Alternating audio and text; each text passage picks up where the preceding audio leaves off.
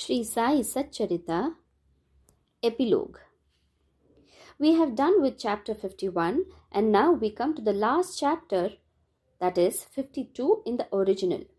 In this, Hemad Pant gives his concluding remarks and promised to give an index giving the contents of all the chapters in the verse as given in the Marathi sacred books. But unfortunately, that index was not found in Hemad Pant's papers. It was therefore composed and supplied by an able and worthy devotee of Sai Baba, Mr. B.V. Dev of Thana.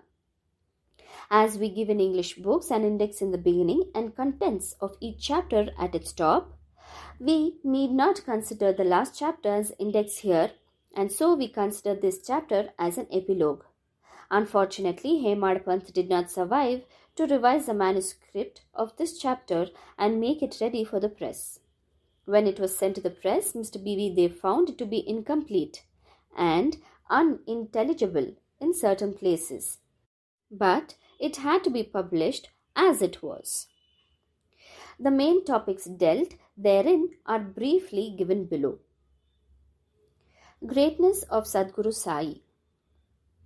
We prostrate ourselves before and take refuge in that Sai Samarth, who besets all animate and inanimate things in the universe, who pervades all creatures equally without any differentiation, to whom all devotees are alike, and who knows not honor and dishonor, like or dislike. If we remember him and surrender to him, he fulfills all our wishes and makes us attain the goal of life. This ocean of mundane existence is very hard to cross. Waves of attachments beat high against the bank of bad thoughts and break down trees of fortitude. The breeze of egoism blows with force and makes the ocean rough and agitated. Crocodiles in the form of anger and hatred move there fearlessly. Eddies in the form of idea, I and mine, and other doubts whirl there incessantly. And innumerable fishes in the form of censure, hate and jealousy play there. Though this ocean is so fierce and terrible, Sadguru Sai is its Agasti or destroyer, and the devotees of Sai have the least fear of it. Our Sadguru is the boat which will safely take us across this ocean. Prayer. Now, we shall fall before Sai Baba and holding his feet make the following prayer for the public. Let our mind not wander and desire anything except Thee. Let this work, Satcharita, be in every house and let it be studied daily. Let it ward off the calamities of those who study it regularly with reverence. Falashruti or reward of study. Now, a few words about the reward you get from this work. After bathing in the sacred Godavari and after taking the darshan of the Samadhi in the Samadhi Mandir at Shirdi, you should read or hear the Satcharita. If you do this, all your threefold afflictions will vanish. Casually thinking about the stories of Sai, you will get interested in spiritual life, and if you go through it with love and reverence, all your sins will be destroyed. If you wish to get rid of the cycle of births and deaths, read Sai's stories and remember him always, and get yourself devoted to his feet. If you dive into the sea of Sai's story and then give them out to others, you will get an ever new flavor of them and save the hearers from future misery. If you go on meditating on Sai's form, it will in course of time lead you into self-realization.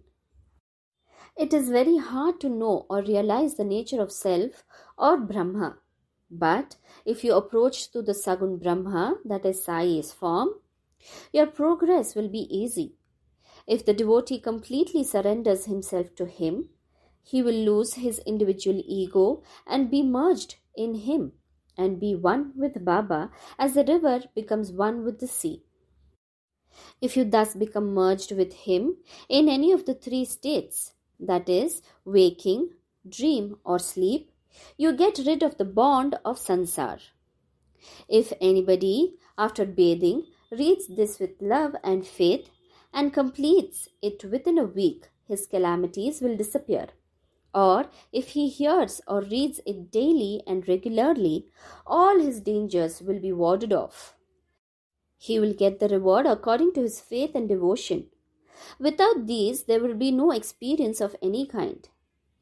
If you read this with reverence, Sai will be pleased, and by removing your ignorance and poverty will give you knowledge, wealth and prosperity. With concentrated mind, if you read a chapter daily, it will give you unbounded happiness. One who has his own welfare at heart should study it carefully, and then he will ever remember Sai gratefully and joyfully in birth after birth. This work should be read at home, specially on Guru Purnima, that is Ashada full moon day, Gokulashtami, Ram Navami, and Dasara, that is Baba's Punyatithi. If you study this one book carefully, all your desires will be satisfied. And if you always remember Sai's feet in your heart, you will easily be crossed the bhava, that is, worldly illusions. By its study, the diseased and the sick will get health, the poor, wealth, the mean and the afflicted, the prosperity, and the mind will get rid of all futile ideas and get steadiness. Dear devoted listeners, we also bow to you all and make you a special request. Never forget him, whose stories you have read day by day or month by month. The more fervently you read or listen to these stories, the more encouragement Sai gives us to serve you and be of use to you.